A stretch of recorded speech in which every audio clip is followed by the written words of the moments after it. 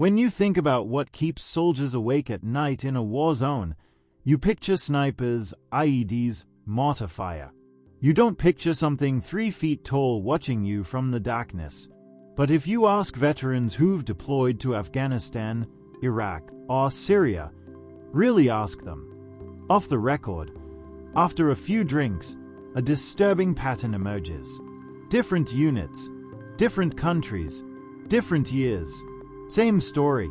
Small humanoid figures that move wrong, think strategically, and vanish when engaged. This isn't PTSD. This isn't heat exhaustion or sleep deprivation, though that's what gets written in the reports when soldiers dare to file them. What makes these accounts different from campfire tales is the consistency. A Marine in Helmand province describes the exact same entity that a British paratrooper encountered in Basra. Same height, same movement pattern, same tactical behavior. And the locals, they are not surprised. They have names for these things that predate Islam. Djinn, Shayatin, the Watchers. The following accounts come from verified sources, soldiers whose service records are impeccable, whose commanders vouch for their stability, who saw something that violated every assumption about what humanity shares this planet with. This is what they encountered when the sun went down. Before we dive back into these shadows, kindly subscribe and give this video a thumbs up. Your encouragement is the fuel that keeps these stories alive. Thank you for being part of the journey. The incident report from 3rd Battalion, 5th Marines reads like standard contact documentation until you reach paragraph 4. Lance Corporal Devin Mitchell was manning the Eastern Observation Post at FOB Inkerman, 3 clicks outside Sanjin, on the night of August 17, 2010. His shift started at 2,200 hours. By 23:15, he was on the radio requesting immediate backup, his voice tight with something that wasn't quite fair, more like confusion mixed with disbelief. Mitchell had been scanning the tree line with his AN/IPAS-13 thermal weapon sight, the same equipment that could detect a warm body at 800 meters. What he saw didn't make sense according to any training manual. Cold spots, multiple signatures moving in formation approximately 200 meters out, but they registered colder than the ambient environment. Not cooler, like someone might be if they'd been lying motionless in shade. Actually cold. Dark blue on his display where everything else glowed in gradients of yellow and orange. He called it in as possible enemy combatants using thermal camouflage, some new Taliban innovation. His team leader, Sergeant First Class Rodriguez, moved to his position with 3 other Marines. All of them saw it. 5, maybe 6 signatures moving with clear purpose, coordinating their approach to the perimeter. Rodriguez gave the order to illuminate. When the floodlights hit them, Mitchell's first thought was children. His second thought, the one that made him tighten his grip on his M4, was that children don't move like that. The figures were small, definitely under 4 feet, but their proportions were wrong. Arms too long, heads too large. The way they scattered wasn't a panicked run. It was calculated, each one breaking in a different direction with the kind of tactical dispersion you'd expect from trained operators, not kids, and certainly not from any animal. The entire encounter lasted maybe 8 seconds of direct visual contact. Rodriguez called for air support, while Corporal Vega recorded what he could through his rifle scope. The Apache arrived 14 minutes later, its FLIR system sweeping the area in overlapping search patterns. Nothing. The thermal signatures had simply vanished, and not in the way a person disappears by taking cover. The helicopter's thermal imaging showed no heat signatures in a half-kilometer radius beyond the Marines themselves. The recording Vega captured showed 6 frames of something small and hunched before the figures moved beyond his scope's field of view. Battalion Intelligence classified the footage and requested the original files be transmitted via secure channels. What came back was a single-line assessment. unidentified, inconclusive, no further action required. But Rodriguez kept his own copy, and he wasn't the only one. Because 3 weeks later, a British patrol from 40 Commando reported the exact same cold signatures 4 kilometers south, near Patrol Base Emerald. And just like at Inkerman, when they turned on the lights, they saw something that shouldn't exist staring back at them before it disappeared into the dark. Before we dive back into these shadows, kindly subscribe and give this video a thumbs up.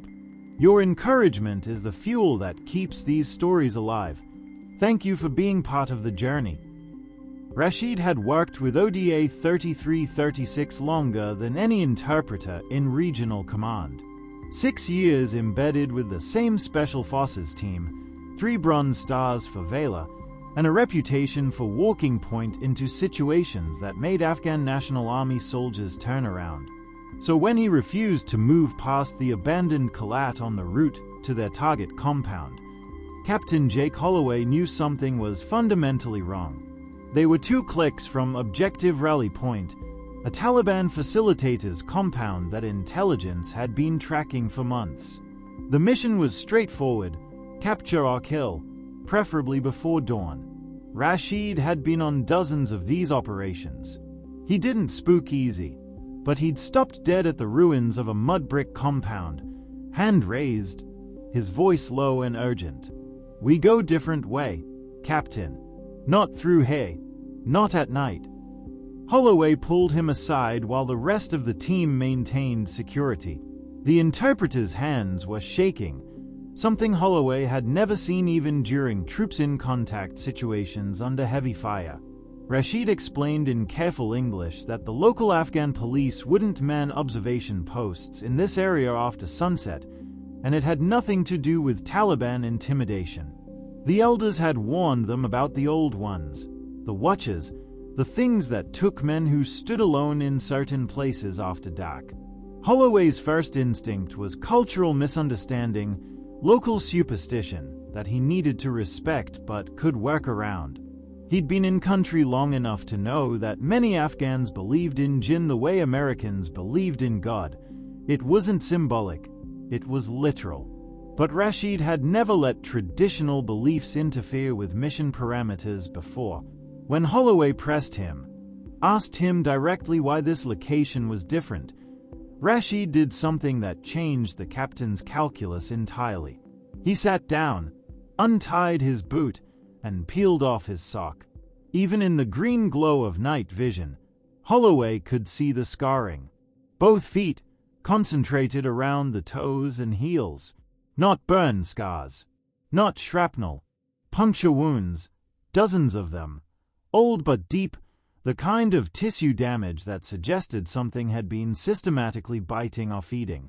Rashid explained in a voice that carried no emotion, the kind of flat effect that comes from repeating trauma you've learned to live with, that when he was 7 years old, he'd been sleeping in his family's compound when something came through the window.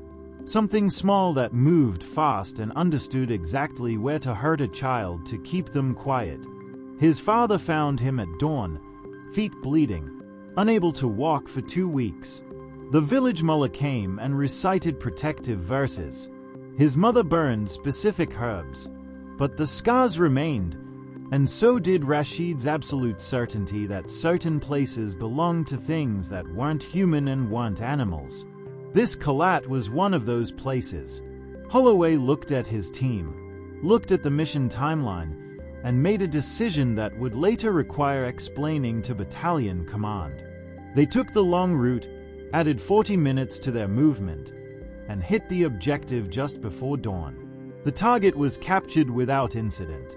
The after-action report made no mention of the DT or the reason for it. Before we dive back into these shadows, kindly subscribe and give this video a thumbs up. Your encouragement is the fuel that keeps these stories alive. Thank you for being part of the journey. Firebase Wraith earned its unofficial name 3 weeks after the 101st Airborne established it on a ridgeline in Paktika province. The official designation was Combat Outpost Sentinel, But the soldiers who pulled guard duty there started calling it something else when the impossible things began happening. It started small. Staff Sergeant Chen noticed his night observation device was missing from the staging area where he'd secured it after his shift. He found it 6 hours later on top of the HESCO barriers, placed carefully where he'd have to climb to retrieve it. He wrote it off as a prank until Specialist Morrison reported the same thing with his M240 cleaning kit. Then it was ammunition. Whole cases of 5.56mm rounds that should have been logged and locked in the arms room turned up outside the wire, stacked neatly 20 meters from the main gate. Lieutenant Sarah Koenig ran inventory 3 times. The discrepancies made no sense. They weren't missing equipment. Someone or something was moving it. The perimeter security was solid, motion sensors, razor wire, overlapping fields of fire from 4 guard towers. You couldn't approach Phibase Wraith without triggering multiple alarms. Yet every few nights, something did. The psychological component escalated quickly. Soldiers on solo guard duty reported the sensation of being watched from just beyond the wire, where the floodlights couldn't quite reach. Private First Class Davis described it as pressure, like someone staring at the back of your neck, except it came from the darkness in concentrated waves. Corporal Jenkins requested to be relieved from his post after 2 hours, something he'd never done in 18 months of deployment, because he couldn't shake the certainty that something was counting his ammunition, studying his routine, learning his patterns. Koenig ordered the security footage reviewed. What the specialist in the operations center showed her violated basic physics. The cameras were positioned to provide overlapping coverage with minimal blind spots, recording in 1-minute loops. At 0347 hours on September 3rd, the eastern camera showed empty ground. The western camera, covering the same space from a different angle just 40 meters away, showed a shape, small, hunched, definitely not human. When the eastern camera cycled to its next frame 60 seconds later, the shape was gone. But the distance between where it appeared and where it would have needed to move to exit the western camera's field of view was over 200 meters. Nothing could cover that distance in 1 minute without showing up on at least 3 other cameras. They watched it happen again 4 nights later. A figure appeared between camera cycles, in spaces that should have been impossible to reach without crossing recorded zones. It didn't move through the coverage. It appeared in the gaps, as if it understood exactly where the cameras pointed and how long each cycle took. Koenig sent the footage up the chain of command with a request for additional security personnel. What she got back was a 2-sentence response suggesting heat shimmer and equipment malfunction. But Battalion also quietly reassigned half her unit within the week and decommissioned Phibase Wraith 2 months ahead of schedule. Before we dive back into these shadows, kindly subscribe and give this video a thumbs up. Your encouragement is the fuel that keeps these stories alive. Thank you for being part of the journey. The Rangers from 2nd Battalion had been in position for 11 hours when something that wasn't their target entered the kill zone. They'd inserted via helicopter 40 clicks north of Kandahar, established overwatch on a compound where intelligence placed a high-value Taliban commander, and settled into the kind of patient stillness that separates professional operators from everyone else. Staff Sergeant Kyle Brennan had his squad positioned in a textbook L-shaped ambush, interlocking fields of fire, covered and concealed, with explicit orders to maintain noise discipline until the target vehicle arrived. The compound sat at the end of a narrow valley approach that friendly forces had seeded with pressure plate mines 3 months prior. The minefield wasn't marked. It didn't need to be. Local traffic avoided the route entirely after 2 Taliban technicals got shredded trying to use it. Nothing came through that valley without triggering at least 1 device. The Rangers had satellite imagery showing the mine pattern. They'd memorized the safe corridors during mission planning. At 0220 hours, Brennan's night vision picked up movement at the valley entrance. Not the target vehicle. Shapes, multiple, moving low and fast through terrain that should have killed them within 50 meters. He counted 7 distinct figures, each no more than 3 or 4 feet tall, proceeding in single file directly through the minefield. Not around it, not probing for safe paths. Straight through, as if they had the same satellite imagery he did, as if they knew exactly where every single mine was buried. Specialist Torres, manning the M240 machine gun, reported it over the team radio net.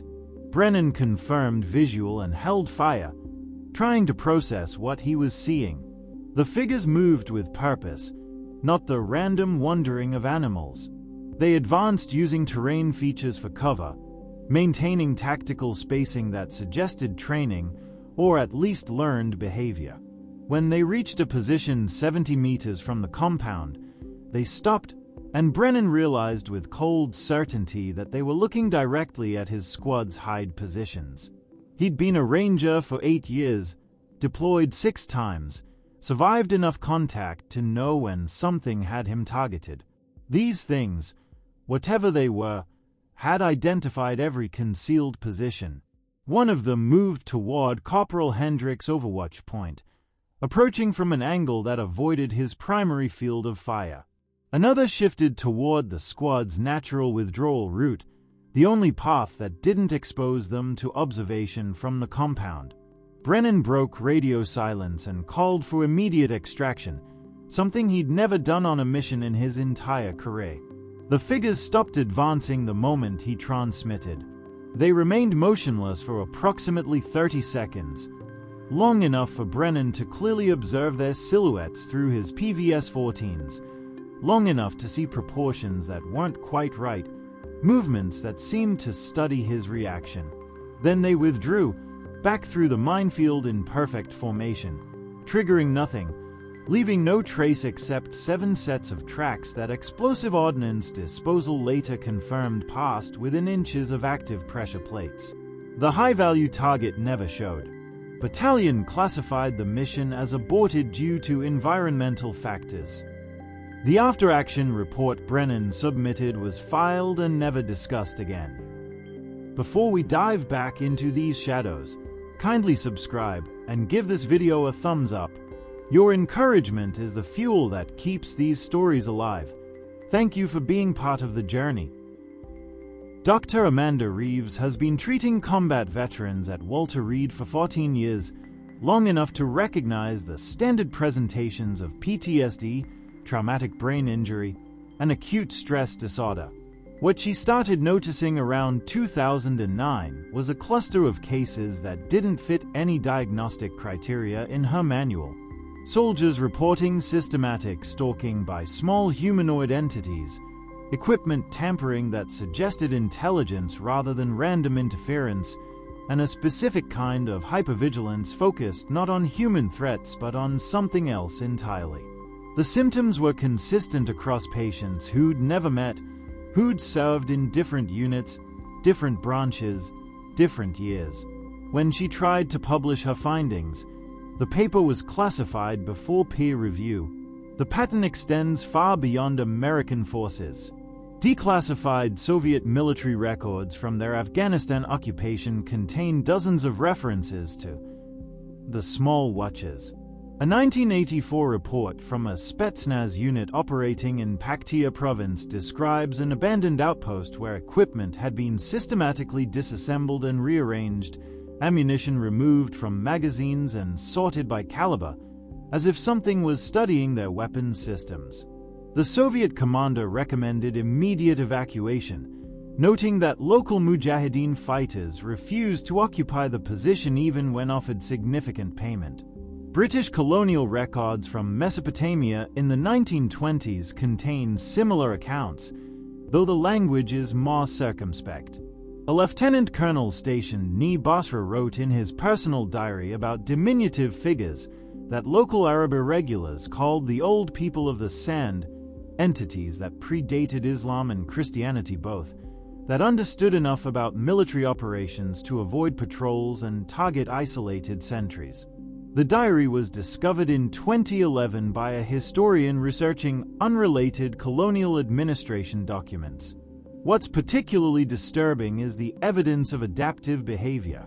Intelligence analysts at Fort Meade who track anomalous incident reports, the ones that get filed but never investigated, have noticed evolution in the encounters. Early reports from 2002 to 2003 describe entities fleeing when confronted with superior firepower. By 2008, the reports show tactical sophistication, exploitation of camera blind spots, apparent understanding of radio communication patterns, even what appears to be deliberate testing of response times and rules of engagement. A former Defense Intelligence Agency analyst, speaking on condition of anonymity, confirmed that pattern recognition software identified correlations between these incident reports and historical accounts going back to Roman legions stationed in Syria and Mesopotamia. Legionary journals mention small desert people who stole supplies, sabotaged equipment, and seemed to track troop movements with inexplicable accuracy. The Romans called them larvae, spirits of the restless dead, because they had no better explanation. Neither do we. The difference is that modern militaries have thermal optics, motion sensors, and high-resolution cameras that should make it impossible for anything to operate undetected within our security perimeters. Yet these entities do, and they've been doing it for at least 2,000 years. The reports we file get classified or dismissed. But the reports we don't file, the ones soldiers only share with each other in quiet conversations after they've rotated home, those are the ones that tell the real story. Thank you for watching. Kindly subscribe and give this video a thumbs up. Your encouragement is the fuel that keeps these stories alive. Thank you for being part of the journey.